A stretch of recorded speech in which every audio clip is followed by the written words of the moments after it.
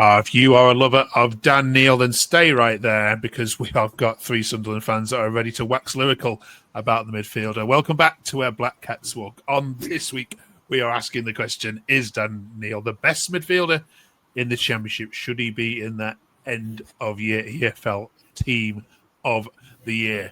Plus, we're also asking the question, would Coventry City be the worst possible playoff opponents in that 5th place? We'll get these guys' view on that in a second. We're talking about the February Unsung Player of the Month, and we're looking ahead to that playoff final. Now the date has been announced. We're going to manifest the final. Welcome back to Where Black Cats Walk. We've got John, Leo, and Charlie back with us. Thank you very much for joining us. Straight away in the comments, let us know your February Player of the Month or the Unsung Player of the Month. Who should it be? John, we're recording this a couple of days after the Sheffield Wednesday game, so we're not going to focus too much on the game, but let's focus on what's come out of it. Dan Neil, discuss. Yeah, I think he's a great footballer. I think I was very impressed with his his dogged and dirty side, shall we say? Doing the dirty bit of it. We know he's a wonderful footballer and he's got an excellent passing range. Obviously, he probably struggled a little bit with the captaincy at the start of the season, but now I think you've seen many tweets. I think he's the best player on the pitch, and I think we all saw that. I was so impressed with his, like I say, the amount of little fouls he won, and sort of got us on the pitch. And I've loved him since he was a young lad coming through the academy. So to see him come this far and be captain, is fantastic. But yeah, on Friday, definitely the best player on the pitch for me, easily. Yeah, some player, John, isn't he? Let's look at some social media takes. Dan Neil, superb, great win. 11 cup finals to go. Dan Neil's outstanding. Charlie, seriously need to talk about how good Dan Neil is. Dan Neil will win the Ballon d'Or before 2030.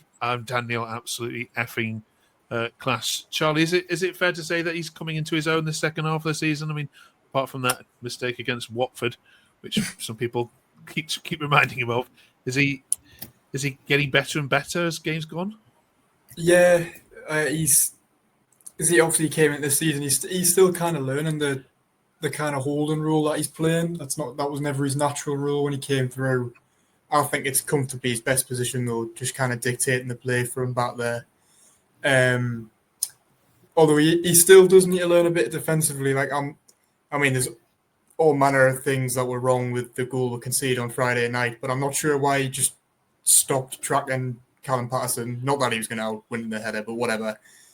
So there's little things like that which he does need to still improve, but everything else, he's just an excellent player. No one could get near him at times on Friday. He was very, very good. The question we're posing, though, John, is he one of the best midfielders in the Championship? And we put this on Twitter earlier, and we've already had some replies saying, well, he's not better than Tanaka at Leeds. He's not better than Rodoni at Coventry. He's not better than Hamer at Sheffield United. And where do you place him in this suggestion of him being one of the best midfielders in the Championship? Is he? I think he is one of the best. There's some excellent footballers, in this league. You could probably pick, if you're talking the top 5. I think he gets in there. Does he get in the other teams who are, does he get in Leeds? Does he get in Burnley? I probably think he does. Like Charlie was saying, he does have that odd defensive, limitation, but he's still a kid himself and still learning. For what I'd say how good he is, I would expect to see him in the Premier League within like 18 months easily, and I know people are circling already. So if those people are circling, I think you have to be in that bracket to be there. And he probably deserves to be there. Hopefully it's with us, but you don't know. Leo, are you back with us? Do you agree? Yeah. I think he is one of the best in the champ. I don't think he is the best. I think you can't really look further past a couple of names for that, like you mentioned, Tanaka. I actually don't think he's the best midfielder in our team when they're all playing at their best. I think I much prefer a Job 9 out of 10 performance to a Dan Neil 9 out of 10 performance. Okay. But I think in terms of right now and form, over these past 5-6 games, I think he's definitely put himself up there as being brilliant. Okay. Let's move on from Dan Neil and let us know what you think in the comments below. Should he get in that EFL team of the season? Now, let's talk about Trey Hume, shall we? A little bit, Charlie, because Dan Neil wasn't the only one coming out with lots of plaudits. Another one here, Michael says Trey Hume is phenomenally consistent. He's incredibly reliable, most assists of anyone in this squad, which is superb, of course, from fullback. We haven't really given him too many flowers on this particular channel so far, but just how important a play is he for this type of football Labrie wants to play? I think he's essential. He's kind of the perfect, because he plays a sort of inverted role, really, and he's just perfect for it. There's quite a few of our fans in the past couple of months have been slating him quite a bit, and I'm not sure about that. I think he's, like that tweet there was saying, he's just been really consistent all year. Actually, I think over the last month, he's probably been up there with Dan Neil as our best player. So he should have had more assists as well. Some of the deliveries he's put in the box have been unbelievable over the past month. And the likes of Isidore in particular, who, for all he's absolutely mint, he's not particularly great with his head. I think Hume's just been really good. He sometimes struggles with direct wingers, I know. But he's getting better at that as well, to be fair. So hopefully he just keeps improving. Brilliant. One more. We must give a shout out to this fella. John, 300 now appearances for Luco 9. Can you remember your favourite Luco 9 moment? Yeah, there's quite a few. I did like the I think it was the one on the back of someone. I can't remember who it was, but that was perfect. The way to sort of, even the player he did it to, it's easy to get irate at that. And to be fair, the player just thinks, fair play. But there's been loads of those moments, and obviously we've been through the era of plenty of players who have just sort of sacked it off, and Luke will say himself that he didn't have the best debut, and all those sorts of things. But to get 300 appearances at our club, you've got to have be made of some sort of special stuff to get to there. All the managers have picked him, and a fantastic servant to the club off the back of plenty of players who just sort of have sacked it off and just sort of took top money. So fair play to him. Gives us all, not everyone's favourite player, I understand that, but a person who gives everything, and we're sort of doing well as well. So you can't really complain. So fair play to him, and I'm sure there's 100 more around the corner, I suspect. Okay. We're recording this before, obviously, the Cardiff game this weekend. Before we get to that, let's talk about how the league is looking at the moment. We know Sunderland are definitely in the playoffs. We're pretty certain there's going to be no fall off there. So we're starting to look at the opponents for the semi-finals, and this has been posed already by a number of Sunderland fans. And he said, would Coventry be the worst possible playoff opponents? There they currently sit in fifth. Leo, do you have a view on this? Well, I think Burnley are by far the worst team. I would think we'd play out of those, especially because Burnley's a team that if you're going to play them in the playoffs, you want to catch them in the final when you can maybe get 90 minutes where they're just not on performance.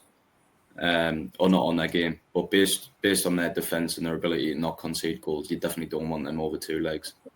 Coventry, I think, are looking really strong since Lampard's came in. Few shaky results at the start of his tenure, but now they're putting some real form together. And to be honest, I didn't even realise how good their form was until I clicked on the league table yesterday and saw that they were fifth in the league. Down to I think it was 16th or something when Lampard came in. So yeah, they're on really good form, and to be honest, playing them in the playoffs would probably not be a great situation. We definitely couldn't roll over them, but you can't do that with any team in the top six of the Championship. That's how strong the league is this year. Charlie, can you understand why some of the fans are going, oh no, not Coventry? I'm very much one of those people. I can't be bothered if it's them. They're the only team that I'd be that bothered about playing, to be honest, because we can't beat them. We never do. Even this year, we were 2-0 up at home, still drop points against them. Like, I just don't see it. I was having a conversation with my dad about it yesterday, and he was just saying, well, they're just in a massive purple patch, and that will run out by the end of the season. I was like, it's a canny big purple patch that. It's been, what, 15, 16 games? Maybe more than that, I can't remember now. Like, they're just banging form, and I just can't be bothered to play them in playoffs if it is them. All right, let us know what you think in the comments below.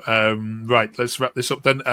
Cardiff City coming to the Stadium of Light, of course, this weekend. John, 3 points. Do you see this as? I mean, you've obviously, this is the reverse of the opening day of the season when you went there and won.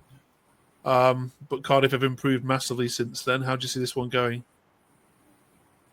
Yeah, another game, another tough one. I'm sure they'll come with the supposed low block that we're gonna have to try and find a way round. But I think off the back of just beating Sheffield Wednesday, I think we've really got at home. We really got to go at teams sort of early doors. Maender obviously looking very good. I think we're going to need him. But like I say, you never know with us. It'll be the sort of game Cardiff will come and just sort of win 1-0 with a dodgy goal. But obviously, I don't want that. But that's always in the back of your mind. But we need to start really, really strong and fast, especially at home. Get the crowd going a little bit more than it has been recently. Isidore and Maender in the same team. I don't see why we can't win, but again, you never know.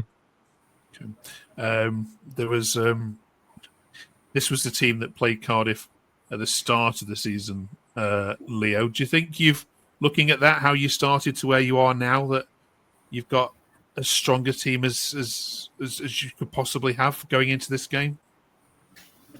Well, the one name you obviously look at there is on the left wing, Jack Clark. And then you look at who we've got now, probably going to go with Mundell again against Cardiff, whether he wants to try someone else out there. I'm hearing Watson's back in full training. Maybe if he's fit enough, he might try it. But that's the one position where you say maybe that's where we've took a hit, especially since Mundell's came back from injury. I don't know whether it's a lack of match fitness or what's worrying me a bit more is that he might have actually lost a step of pace through his injury. So hopefully he can just get through that and get back up to full fitness, full speed, because the first few games he came in and replaced Clark, he was absolute lightning on the wing. And he just looks like he's lost a little step of that. So hopefully he can get that back. But I think we'll probably start 8, 9 of the same names. Cheers for that. There was a nice tweet here from SAFC Evans. He says, if Reggie drops Maender against Cardiff, he's getting hunted down. It's not going to. We'll still see Stadium of Light erupt if he's named on the bench, I'd imagine. Right, thank you for that. Good looking against Cardiff. Let's get your February Player of the Month before we conclude. John, in a word, who should get your unsung Player of the Month? Not the one you think is going to get it, but who do we need to shout out? I would have gone Neil or Hume. Neil's probably going to be the easy one. I'll probably take Hume because Neil's going to be the obvious. Charlie? Unsung, I go Dan Ballard for the 2.5 games he played, and he was particularly good until he got injured again, sadly. But he was very good in those 2.5 games. Leo? I'm going to go with 09. I think just overlooked the whole time he's been at Sunderland, really, which is it's why he's got the 300 appearances. You haven't realised he's actually played that long for us or played that many games. I think he's been not particularly amazing, but he's just been a solid player throughout the month. Okay, good shout. Okay, right, let us know in the comments who you think should get it. And finally, this episode, we, of course, have been asking about whether who you want to see go up and who you want to see go down. So this week, we're asking who you want to like to see in the playoff final. This week, the AFL announced the playoff final will be played on Saturday, the 24th of March. And at the moment in time, all these potential clubs could be in that playoff final. Sunderland are the only side that we know almost for certain now will be in the playoffs. But it's the 24th of May now, Charlie. You're going to want you guys there, but who do you want in the opposite end of Wembley? I've got absolutely no idea, to be honest. There's quite a few ones that I could pick for, like Bristol City, Millwall, Preston, QPR. You know, they'd be favourable. Even like Norwich. Okay. Be fine. I don't know. Because the rest of them are all like there's an element about like Coventry, you know, thoughts on Coventry. Borough, it's just extra big occasion. But then again, I would back us to beat them, to be fair. West Brom, I wouldn't. And then there's the Tony Mowbray bit. So I'll go Norwich, so it doesn't seem like it's that much of a cop-out answer. Going to manifest Sunderland Norwich. John? Probably a strange choice, but I think I'll take Middlesbrough. I think it'd be a really good big occasion, a really good game, and like Charlie said, I would back us to beat them there. So yeah, I wouldn't mind that. But as long as we get there and win, I don't really care who we play. But yeah, I would take Borough. Okay, Leo. I would love automatics, but they're still on, especially since Leeds have dropped points on the weekend. Whether they're falling apart again or not, we don't know. But if we were to get in the playoff final, I would love a game against Borough. The occasion would be unbelievable. Okay. All right. Brilliant. Thank you very much for that. Let us know what you think in the comments. Right. Good luck against Cardiff then. We'll see you back here in 7 days' time. If you've only just come across the channel, do drop us a like and drop us a subscribe. We want to get well over 100 subscribers this week. That'd be absolutely massive. Thank you very much. And we'll see you in 7 days. Thank you for